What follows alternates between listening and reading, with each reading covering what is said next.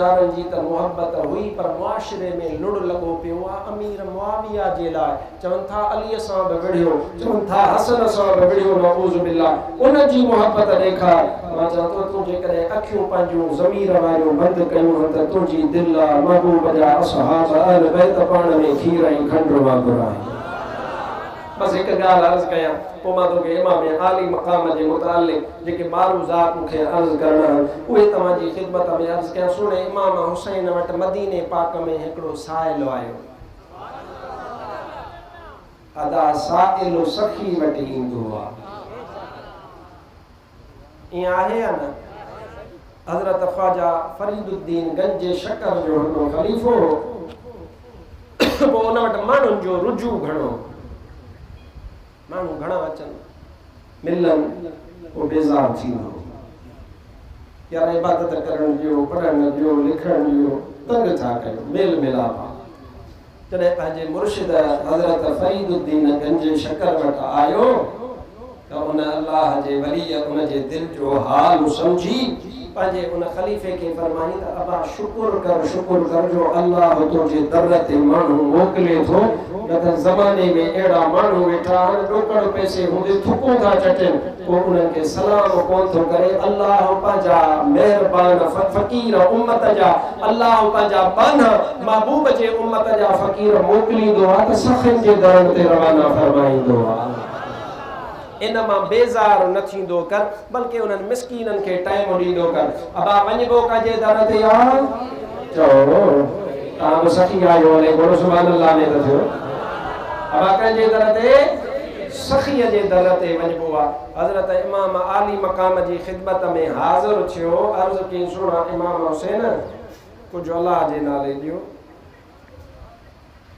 पेशावर पेनूं कोन हो पेशावर पेनूं खे ॼण मना हुआ ये जेके रोडनि ते पिननि पिया नी पेशावर धंधो अथनि इन्हनि खे ॼण मना हुआ बल्कि गुनाह हुआ रुगो मना न गुनाह इन्हनि खे न ॾिबो हाजतमंद खे ॾिबो पेशावर कोन हो इमाम हुसैन सुञाणींदा अर्ज़ कई क़िबला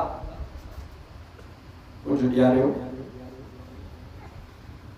और पंहिंजो कंध मुबारक हेठि फरमाए करे मुराक़बो कयो कंधो हेठि कयो बस ईअं हिकु ॿ घड़ियूं कंध मुबारक मथे फरमाए इमाम हुसैन उनखे फरमायो अबा इंतज़ार कर मुंहिंजो रिज़्क़ रस्ते में आ उहो रिज़्क़ जीअं पहुचंदो उन मां तोखे बि हिसो ॾेई छॾींदुसि थोड़ी देर सब्र कर मुंहिंजो रिज़्क़ अचे पियो ऐं उन रिज़्क़ मां तोखे ॾींदुसि हाणे इहा बसि पाण गुफ़्तगू फरमायूं पाण इहा ॻाल्हि कयूं बसि मिंट बि कोन गुज़रियो अधु मिंट 10 मिंट या 5 मिंट ॿिया के मस गुज़रिया हिकिड़ो माण्हू आयो 5 थेलियूं पैसनि जूं खणी आयो हर थेलीअ में 5 माना 5 25,000 दिरहम उन वक़्तु माना हिन वक़्तु 25 करोड़ खां मथे उहे अची करे पेश कई पाण फरमायो तुंहिंजी महिरबानी पुछण वारे पुछियो त हे कंहिं मोकिलिया पाण फरमायो महबूब जे सहाबी हज़रत अमीर मुआविया तोहफ़े में रवाना फरमाया हाणे मां तोखां पुछां थो त बा दुश्मन खां तोहफ़ो वठिबो आहे छा ॻाल्हाईंदो रहंदो पोइ न सम्झे ॻाल्हि हा बाबा दुश्मन खां वठिबो आहे छा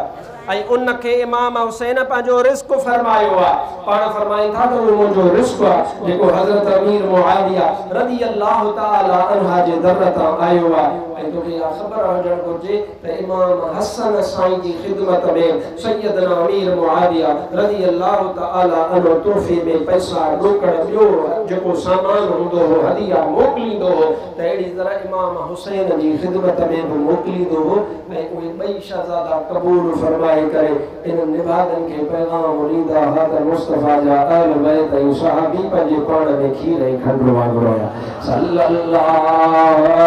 अलैहि